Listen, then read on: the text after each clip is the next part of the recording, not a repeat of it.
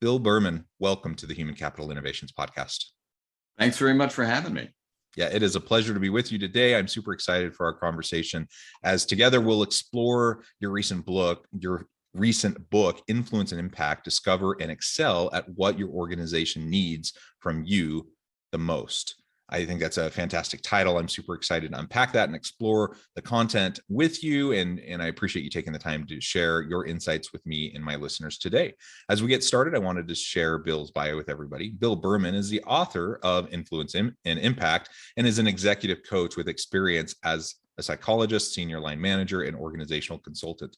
Since founding Berman Leadership Development in 2005, he has been a trusted advisor to general managers and C-suite executives across multiple industries. Bill began his career as a licensed psychologist and academic, started a software company, and has written and spoken extensively on a range of topics in psychology, coaching, and behavior change. You can find out more about him at his website, bermanleadership.com, or follow him on Twitter. It's a pleasure to be with you. Anything else you would like to share by way of your background or personal context before we launch on into the conversation? No, I think you covered all of it. Except I was a chef for a while. And wow. That was not a good career move for me. Very good. Well, you are a man of many talents and diverse background. That's fantastic. And why don't you start by just framing up for us a little bit the why behind this book? What was the impetus for it? What drew your attention to this topic? And then we can start to unpack the contents of your book.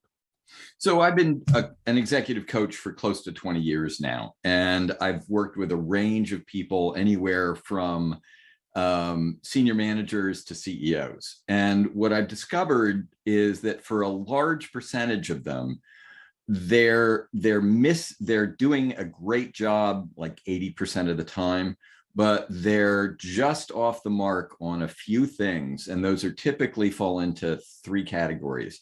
They either haven't really understood what the job they have is, and so they're doing either their last job or the job they wish they had, or they're avoiding the job they're afraid of. So they're just missing on a part of the job, or they're missing on the culture.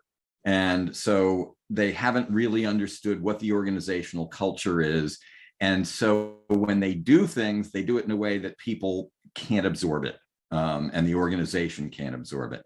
And so when I coach them, I do a little bit of just helping them shift their focus from one part of the job to another, or to a new part of the job, or I help them pay attention to how the culture operates. And that can really make a difference and help people really accelerate their careers. Yeah. I've seen those problems as well. I think it's the age-old issue that many people have in their careers, not just executives and senior leaders. And that is, and frankly, often we talk about like work towards the job you wish you had. Excuse me. Excuse me. And there's a level of good advice there. But when you're in a senior leadership position, you were hired for a specific reason to do certain things and to lead a certain team with a certain set of talents and competencies. And so you have to be able to lean into that. And, to an extent, you can, try to be forward looking and look around the corner and try to do what will help you be successful in the future. But you got to be successful in the here and now as well. Otherwise, you're going to be in for a world of hurt. So I agree. I think that's an incredibly common problem. And like you said, with your diverse background and years of experience, I imagine you've seen these patterns again and again and again. So it seems natural that would result in a book. When you think about it, what people go to and are influenced by someone who is the go-to person, the person they can rely on to do things, the person who has expertise in things so they can get the job done, and the person who understands us, right? So and when you have those three things, then you can start to act in the way that the next job is. And that's exactly what we say in the book. First, you establish your capability, your ability to get things done, so your execution capability, and your cultural agility. And then you can start to take on new problems or bigger problems, or help your manager solve issues that they've been struggling with. That's when you really have influence, is once you've established your credibility, then you can make the next step. Yeah, I like that. And again, the title of your book is Influence and Impact. So there are tons of books on leadership, tons of books on influence and impact. What do you see, if you were to boil it down, kind of a nutshell argument, what would you say is your main argument that differentiates your approach to influence and impact versus many of the other books that are out there? There are a couple of differences. So one, most of the books that are on influence are really about persuasion, not influence. So it's how to convince other people that what you want from them is right. And it goes back to, there's a classic book called Persuasion that really walks you through the social psychology of how to get people to do what you want to do. The way I think of influence the way I think of it is the 20th century was leadership through authority, and 21st century is leadership by bringing people along. So it's leadership through followership. And so what we're trying to do is help people build the followership, get other people to want to help you, to want to accomplish what you want to accomplish. So it's this combination of trusting you, respecting you, and being inspired by you. And so that's the fundamental skill that you have to build. And I think a lot of the books that are on influence are really not about that. And impact, the difference between influence and impact is influence is how you get people to do what you want and get people to help you accomplish your goals. Impact is what do you do for the organization? It's how are you adding value or creating value or capitalizing on that value. Yeah, I like that distinction between influence and persuasion. And I completely agree. I think kind of the old school mentality of authoritarian, top down, control the bottom, management by fear, carrot and stick, that kind of an approach. When we talk about persuasion, not that people would necessarily frame it this way, but it's largely about manipulation, right? It's about how do you pull the levers of the social psychology of individuals to get them to do what you want them to do, right? And that's very, very different than what you're describing in terms of influence in the modern age, in the modern workplace, where we're trying to influence through the type of person we are, the example we set, the environment we create, and how we foster meaning, purpose, collaborative, creative thinking and innovation within our team. And when we create environments like that, then people want to follow. They're drawn to that kind of an environment. And that's also simultaneously going to lead to the greatest outcomes, the greatest impact for individuals, teams, and organizations. So I think that's a really powerful distinction and way to think about both influence and impact. You also, the second part of the title of your book is Discover and Excel. How do you go about discovering what your organization really needs from you? There's a job posting and a job description. Sometimes organizations have those updated. Most of the time they don't. So that's a starting point, but that's really not a great place to thoroughly understand what they need from you. So how do we go about discovering that? Well, when I had my software company, we were a small business. So job descriptions were something that were pretty fluid. And I always put at the bottom of the job description, and anything else that the CEO wants you to do, right? Because it's about getting done the job that needs to be done, not about fitting into a particular category.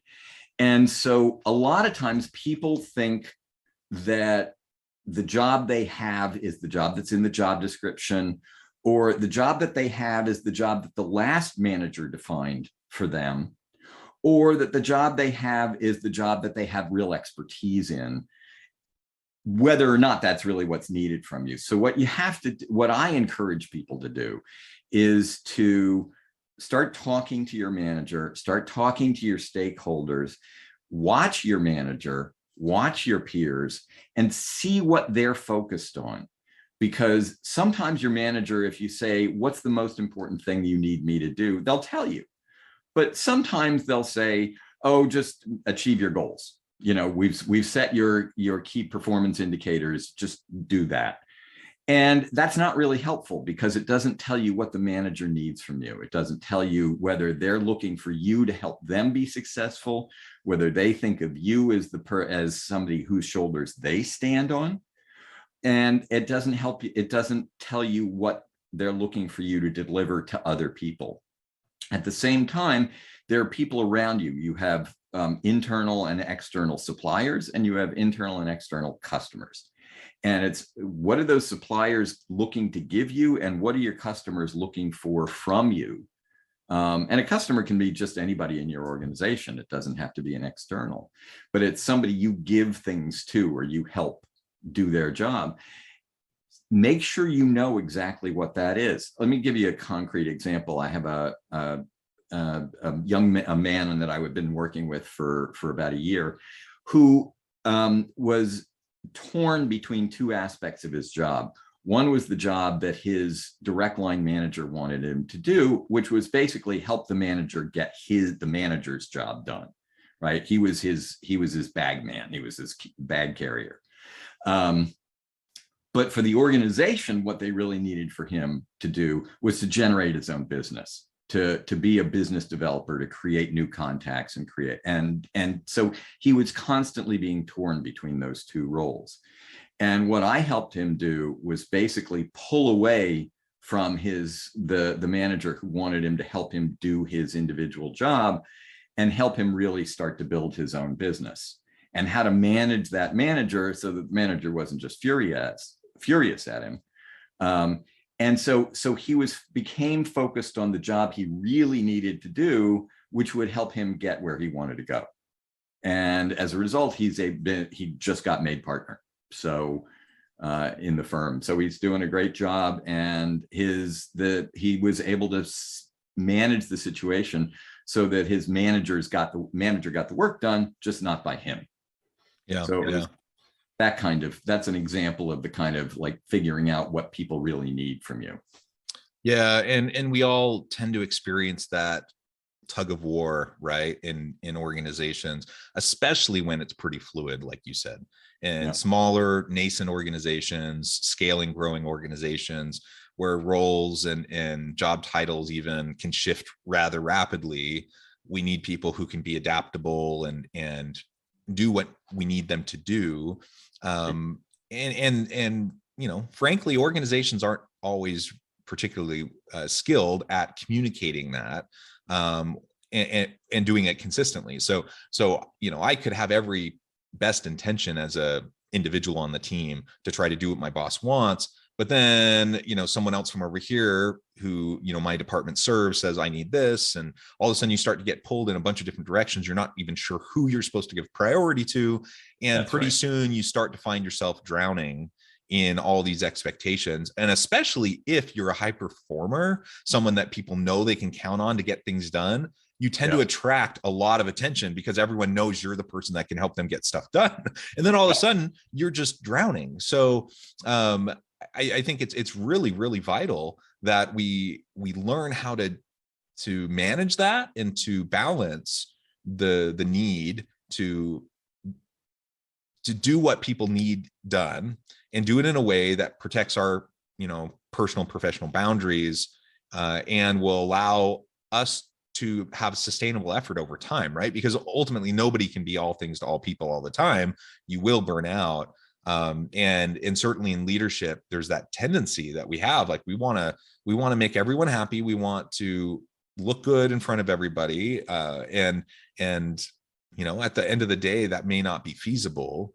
We have to draw lines in the sand. How did you coach that individual and help him or her get to the point where they were able to have more demarcation between what they're trying to do and essentially meeting probably the bigger, higher demand need of the organization, while balancing the demands of their immediate direct boss? So in this particular case, he did a couple of things. The first is he continued to show the organization as a whole this particular value that he was really good. He was uniquely good at providing customer insights that nobody else was able to provide. so he kept doing that and did more in terms of presenting, so that the senior leadership in the organization saw that and said, we want more of that. That allowed him to build those relationships so that they could basically help him control his manager. And so that when he would say, listen, people on my team, I've got somebody underneath me who can do a really good job on this. His manager didn't reject that out of hand and say, I need you to do this. He let them do it because he was getting pressure from the rest of the organization to let this guy shine. And so we basically, and it's politics, but it's the kind of politics you need to use in any organization to get things done, which is who's on your side, who will help you influence, who can help exert authority to help you move in the right direction. And particularly when they help you do the thing that you're most qualified to do, that the organization needs you to do as well. Yeah. And if we come back to impact, ultimately, that's what we're talking about, right? We ultimately want to achieve impact personally, right? With our own career, in the job that we're doing, the tasks that we perform, impact in our relationships, both internal and external, as you outlined, impact for our team, impact for the organization. And so ultimately, that's what it all comes down to. And it's also an interesting thing that we've seen shift over time. 20 or so years ago, I was working, and part of this is a cultural thing, but I was working in a South Korean tech company, and they have very long working hours, that kind of a culture, like show up before the boss gets there, stay until the boss leaves. And it's not even about performance. It's about, you just need to be there. It's butts and seats, right? And even at the time, I'm on the younger end, so I'm thinking that's a little silly, but I'm doing it because that's what's expected. And what I've seen though over time is there are holdouts that expect kind of that butts and seats, like just put in the hours and that's how I'm going to measure your productivity, versus what do you actually accomplish? What do you get done? And we all know that there are people who can do as much in 2 or 3 hours as some people spend all day doing. And there are people who are in endless meetings that don't accomplish anything and just regurgitate the same stuff over and over again, never make a decision. And so we really do need to get past this arbitrary, there's just the butts in the seats. Like, can I walk by their office and see them there at their computer, or are they gone? And therefore I think that they're not working and accomplishing things. We need to get more towards outcomes. What are they actually accomplishing? And if we want impact, then we focus on the outcomes, not necessarily how the work gets done, as long as it's getting done in an ethical and permissible way that doesn't violate laws or policies or whatever. Then we don't really care how the work gets done, when it gets done, or whatever, as long as it's done well. I 100% agree with you. But that said, if my manager in my job today expects me to have my butt in the seat from 7 a.m. till 6 p.m, if I don't do that, I'm not going to get recognition from that person. And so I don't agree with that approach. And I don't think that's how, I think that person's going to be subject to the Great Resignation very quickly these days. But you as an individual can't get your manager as an individual, or your company as an organization, to change those beliefs just by asserting it. It's extremely difficult. Yep. You may need to make the decision that this is not the right job for me. This is not the right organization for me. And I need to do something different. Some people, will say, well, I suspect this manager is going to leave in a year, so I can hold out, I can wait. But sometimes not. And, we all have to, I've coached people, I'm sure people where they've been essentially trying to get the organization to do what they want them to do for weeks or months or even years, and how difficult and stressful and unfulfilling that is. People are going to be much happier if you realize that this is not the right place for me. This is not an indictment of me. It's not a failure on my part. It's just a failure of the match. But I'm going to look for something where their values align with my values, where their goals align with my goals, and where what they need from me is what I'm best at. Yeah. Well said. And, sometimes in the short term, we have to just play the game. Like you said, it's just essentially playing the game and dealing with the politics. And sometimes you just need to leave. And we know that, like you said, with the Great Resignation, people have reevaluated what matters to them, what's most important to them, and then many people have chosen to go somewhere else. Now, let's not be fooled, though. The grass isn't always greener, and No. I may not be thrilled with everything in my organization. That doesn't mean it's going to magically be better at the next place. So we also have to be aware of that. But I'm a big advocate for be the change that you want to see, and that's whether that's in your home, in your community, in your team, in your organization. But also, there's only so long you should be willing to beat your head against the wall. so Exactly. so ultimately, move towards a direction where you're going to find better fit, and that's going to bring better satisfaction for you. Yep.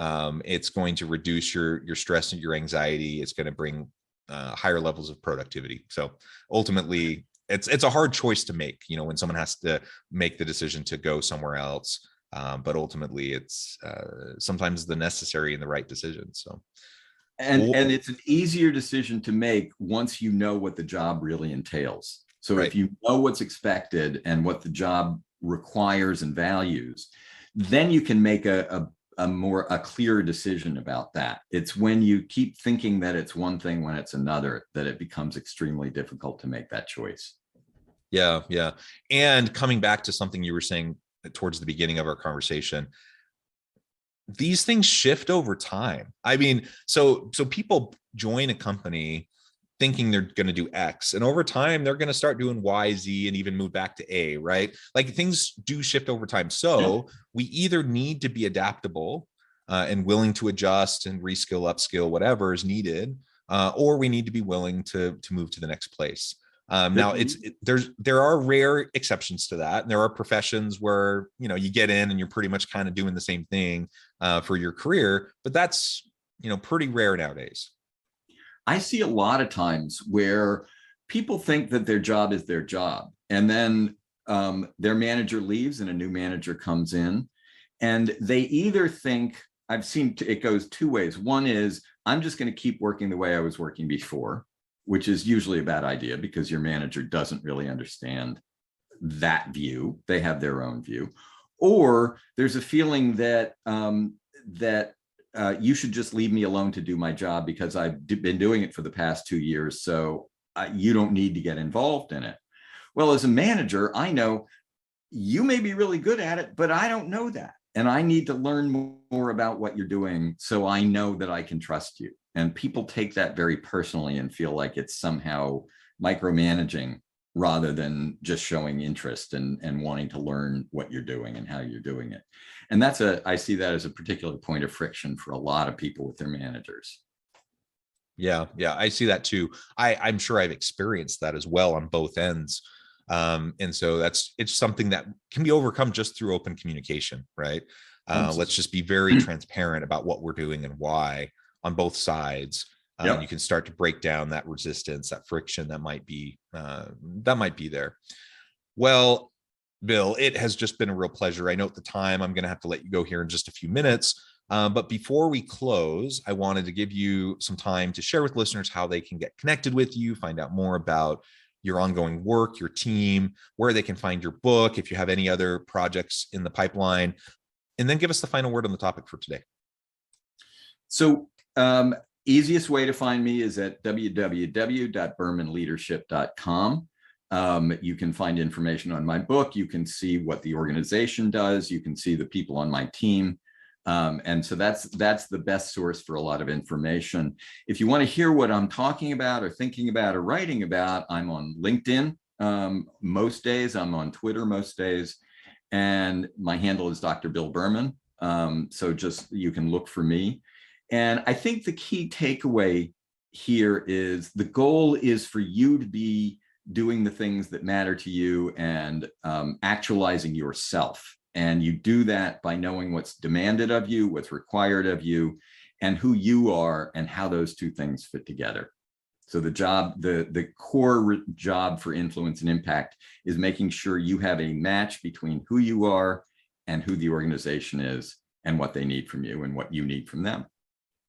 Wonderful. Thank you, Bill. It has been a pleasure. I encourage listeners to reach out, get connected, find out more about what Bill and his team can do for you. Check out the book. And as always, I hope everyone can stay healthy and safe, that you can find meaning and purpose at work each and every day. And I hope you all have a great week.